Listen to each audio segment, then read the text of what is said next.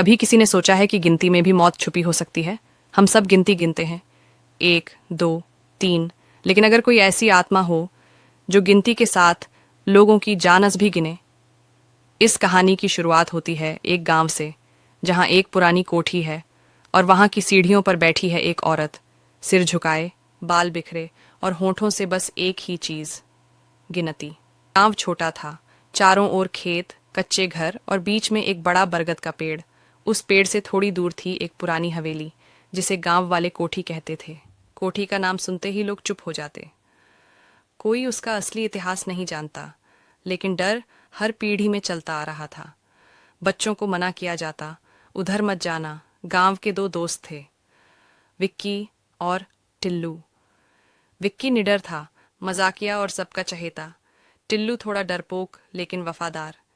एक दिन दोनों खेत के किनारे बैठकर बात कर रहे थे, तभी गांव का पुराना चौकीदार आया और बोला, बेवकूफ मत बनो।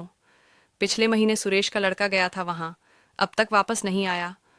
टिल्लू तो वैसे ही डर गया, लेकिन विक्की ने ठाका मारा, बूढ़ों की बातें हैं, मैं आज रात जाकर देखूंगा कि वहां क्या है। टिल्लू ने आंखें चौड़ी की। सच में? विक्की बोला।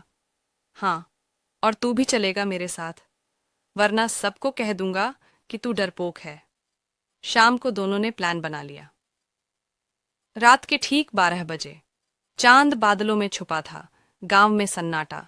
दोनों ने चुपचाप घर से निकलकर कोठी की तरफ बढ़ना शुरू किया। कोठी के पास पहुंचते ही टिल्लू ने धीमे से पूछा, वापस चलें क्या? विक्की ने हंसते हुए कहा, अब आया है तो चल। अंदर घुसते ही ठंडी हवा का झोंका आया। दीवारें सीलन भरी, मकड़ी के जाले और फर्श पर पुराने खून के धब्बे। लेकिन सबसे अजीब चीज थी, सीढ़ियों पर बैठी एक परछाई।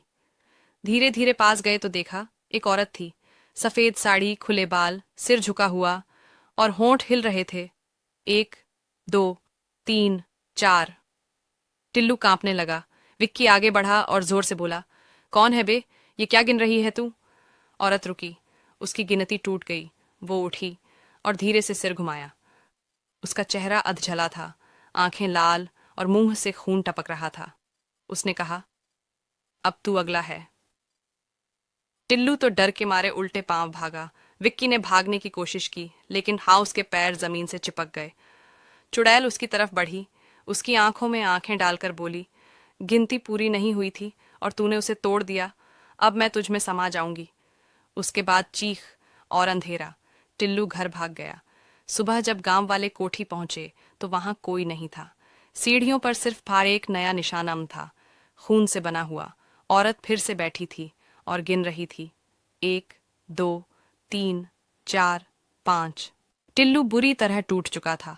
कोई उसका यकीन नहीं कर रहा था, लेकिन वो गांव की एक बूढ़ी महिला, दाई अम्मा चैन के पास गया। दाई अम्मा ने सब सुना और फिर बोली, तूने जो देखा वो एक सजा है। उसने बताया, वर्षों पहले उस कोठी में एक गरीब औरत रहती थी, लाली। उसका पति रोज मारता, गालियां देता। एक दिन उसने उसे सीढ़ियों पर बैठाकर जिंदा जला दिया, क्योंकि उसे शक था कि वो जादू टोना करती है। मरते वक्त लाली गिन रही थी, शायद अपने अंतिम पल गिन रही थी, और मरने से पहले उसने कसम खाई, अब मेरी गिनती तब तक चलेगी जब तक लोग बीच में टोकते रहेंगे, और मैं उन्हें अपनी गिनती में शामिल करती रहूंगी। कोठी की सीढ़ियों पर वो औरत रोज दिखती है, कभी कोई बच्चा, कभी कोई जवान लड़का।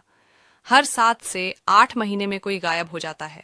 गांव के लोग अब कहते हैं, अगर वहां कोई बैठा दिखे, गिन रहा हो, तो चुपचाप निकल जाना, वरना अगली गिनती तुम हो सकते हो। कभी सीढ़ियों पर कोई बैठा दिखे और गिनती सुनाई दे, तो ध्यान रखना, कहीं वो लाली की आत्मा तो नहीं और अगला नंबर तुम्हारा न हो।